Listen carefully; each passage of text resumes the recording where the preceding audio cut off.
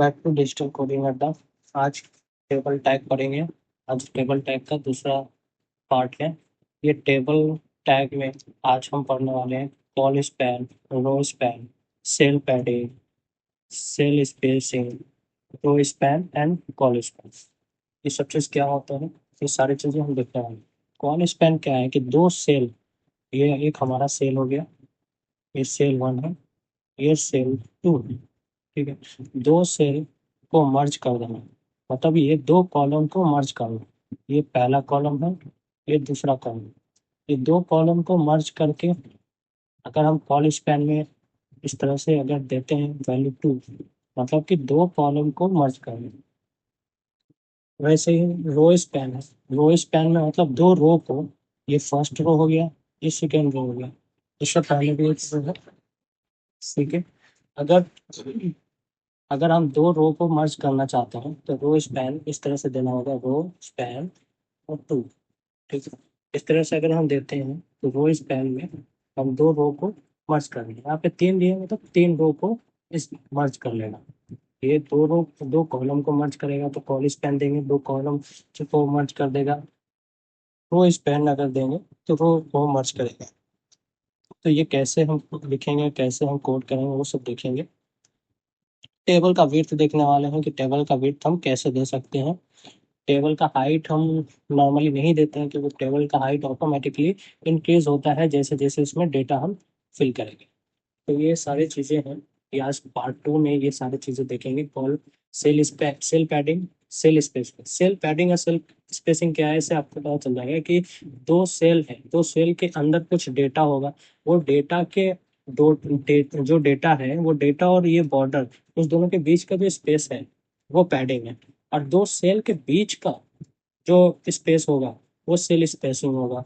अभी अगर नहीं भी समझ में आएगा तो हम आगे चलकर देखेंगे। जैसे ये डेटा रखा हुआ है कुछ यहाँ पे तो ये बॉर्डर, ये जो बॉर्डर है ना, ये दोनों बॉर्डर के बीच में जो डेटा रखा हुआ है उसके बीच में कुछ स्पेस होना चाहिए।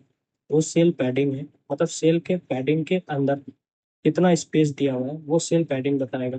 और ये कुछ, ये बॉक्स है अपना, और ये कुछ बॉक्स है अपना, इस दोनों के बीच का जो डिस्टेंस है, जो स्पेस है, वो स्पेस बताएगा सेल स्पेस है। ठीक, और ये बॉक्स जो छोटे छोटे बॉक्स मिल करके जो हमारा एक कॉलम बनता है, रो बनता है, वो सेल कहलाता है। इसलिए सेल पैडिंग और सेल स्पेसिंग हम कहते हैं। ये सारी चीज़ें हम CSS से भी डिज़ाइन करेंगे। जब CSS का सीरीज चलेगा तो CSS से बताएंगे। ठीक है, जब तक अभी HTML से कैसे हम इसको डिज़ाइन कर सकते हैं वो HTML से, लेकिन मोस्टली हम CSS का ही यूज़ करते हैं डिज़ाइन करने के लिए। और अभी CSS हम नहीं पढ़ रहे हैं, अभी पहले HTML देख लेते हैं फिर CSS देखेंगे। अब हम आ चुके हैं अपने VS कोड में और हम आज देखेंगे अपना टेबल टैग पार्ट टू। तो टेबल हम टैग पहले बना लेते हैं अपना। और सबसे पहले हम लिखते हैं टेबल, और टेबल के अंदर हम सबसे पहले TR टैग लिखेंगे। और TR टैग के अंदर TH जो हेडिंग देंगे। और इसके अंदर सेल पैडिंग ही लिख देते हैं क्योंकि अभी हम सेल पैडिंग, सेल स्पेसिंग यही सब देखने वाले हैं। तो हेडिंग भी हम यही दे देते हैं। इससे हमें पता चलेगा कि हम क्या क्या देख रहे हैं और क्या क्या नहीं देख रहे हैं। तो मैंने हेडिंग दे दिया cell padding, cell spacing, row span, col span. फिर सेकेंड रो ले लेते हैं जिसके अंदर हम टेबल का डेटा ले लेंगे।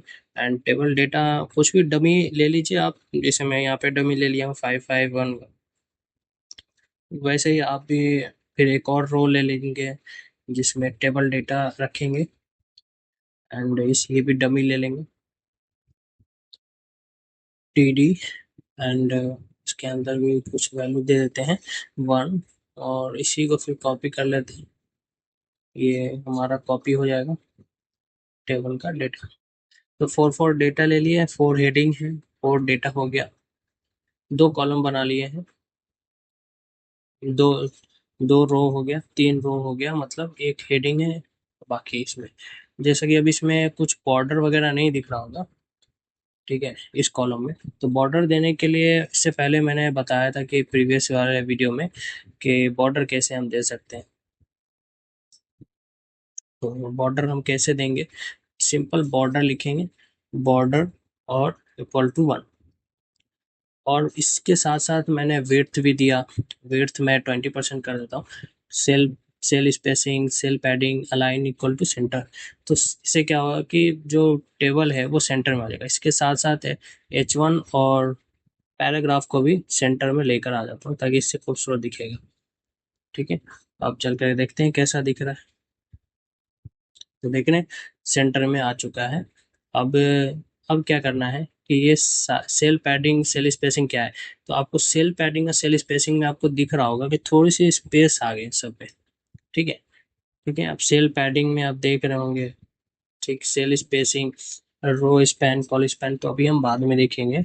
सेल पैडिंग के अंदर जो आपको स्पेस दिख रहा है ये दोनों के बीच में, अगर मैं इसको वैल्यू को 0 कर दूं, ठीक है, सेल स्पेसिंग 0 कर दूं, तो आपको दिख रहा है कि जो जो बॉर्डर है, जो सेल था वो गायब हो गया। जो सेल पैडिंग लिखा हुआ है उसके साथ साथ जो एक इस बॉर्डर के साथ एक और बॉर्डर था जो एक बॉक्स टाइप का बना हुआ था, जो सेल था हमारा, वो सेल अब नहीं दिख रहा है क्योंकि मैंने जो सेल पैडिंग का जो स्पेस था वो मैंने हटा दिया, 0 कर दिया। अगर उसको मैं बढ़ा दूं तो वो आपको क्लियरली दिखेगा। और ये अलाइन हो गया इसी बॉर्डर के ऊपर, ठीक है, जो कि नहीं दिख रहा है, 0 हो गया एकदम वैल्यू। सेल स्पेसिंग 0 कर दिया। अब इसका वैल्यू बढ़ा दूं तो सेल सेल के बीच का जो स्पेस है वो दिख रहा है हमें। ठीक है, ये छोटे छोटे बॉक्स बन गया, ये सेल है। और सेल पैडिंग क्या होगा, ये टेक्स्ट जो है ना, अब इसको वैल्यू में इसका भी 0 कर देता तो दिखाई देगा कि कैसे चिपक गया ये दोनों वैल्यू। सेल पैडिंग जिसमें लिखा हुआ है बॉक्स के अंदर, वो बॉक्स पूरा इसके अंदर चिपक गया। सेल स्पेसिंग, रो स्पैन, ये सब वैल्यू जो है वो सारे के सारे इस बॉक्स के अंदर एकदम कोलैप्स हो गए। ये थोड़ा सा स्पेस दिखे इसलिए मैं इसका वैल्यू बढ़ा देता हूँ। इससे क्या है कि वो क्लियरली दिखेगा बॉक्स के अंदर। ठीक है, ये दिख रहा है आपको, अब अच्छे से दिख रहा होगा। सेल पैडिंग, सेल स्पेसिंग, ये जो लिखा हुआ है उसके बीच में स्पेस आ गया, इसीलिए हम यूज करते हैं सेल स्पेसिंग और सेल पैडिंग।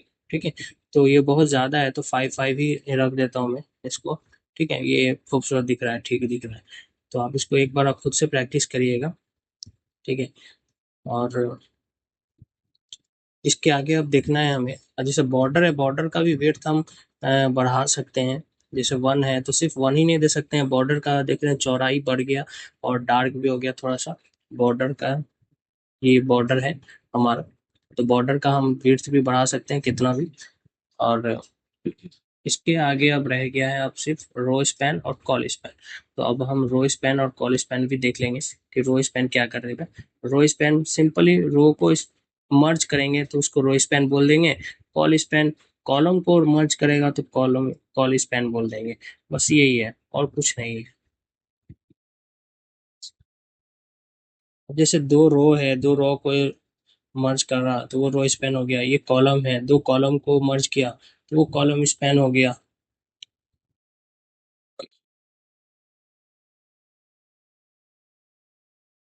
अब आते हैं, हम देख लेते हैं कि रो स्पैन और कॉलम स्पैन क्या होता है। तो हम आ गए अपने VS कोड में फिर से, और अपने VS कोड में आकर के हम इसमें रो को रो स्पैन दे देते हैं। जैसे पहले वाले को मैं दे देता हूँ रो स्पैन, और दो रो को मर्ज करना है तो रो स्पैन इक्वल टू 2। तो ये दो टू वैल्यू देखने का मतलब है कि दो रो को स्पैन करेगा। जैसे आप ये 5 दो रो को स्पैन कर चुका है। फिर वैसे ही अगर मैं इसका वैल्यू हटा दूं तो वो देखो आप, ये पहले जैसा हो गया। और अगर मैं इसको फिर से दे देता हूँ रो स्पैन 2, तो ये दोनों रो को एक साथ मर्ज कर देगा। ठीक है, और अगर मैं डेटा हटा दूं तो ये डेटा अगर आपका गायब हो गया तो ये डेटा आपका कॉलम हट जाएगा, कॉलम रिमूव हो जाएगा। जैसे कॉलम स्पैन के जगह पे वो रिमूव हो गया। लेकिन जो रो स्पैन को मर्ज किया तो जो उसके नीचे एक डेटा था वो राइट साइड में खिसक करके राइट साइड में आ गया है। तो वो डेटा ऐसे ना हो, इसलिए अगर हम दो रो को स्पैन कर रहे हैं, मतलब दो रो को मर्ज कर रहे हैं, तो ऑलरेडी वो दो स्पेस तो लेगा ही लेगा। इसलिए हम एक रो एक डेटा कम कर देते हैं। ठीक है, अब वैसे कॉलम स्पैन को अगर हम कॉलम स्पैन 2 देंगे तो ऑलरेडी एक डेटा एक्स्ट्रा हो जाएगा। तो एक डेटा एक्स्ट्रा होगा तो वो ओवरफ्लो होगा टेबल में। ठीक है। अब वो टेबल में दिखाई देगा, जैसे ये देखिए ओवरफ्लो हो रहा है।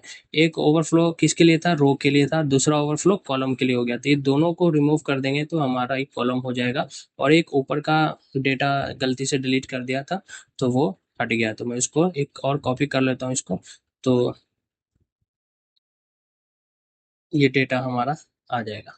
ठीक है, तो ये हमारा दिख रहा होगा, ये रो स्पैन है, ये कॉलम स्पैन है। तो इसको रीनेम भी कर देते हैं, जो 5 लिखा हुआ है उसके जगह पे हम लिख देते हैं रो स्पैन।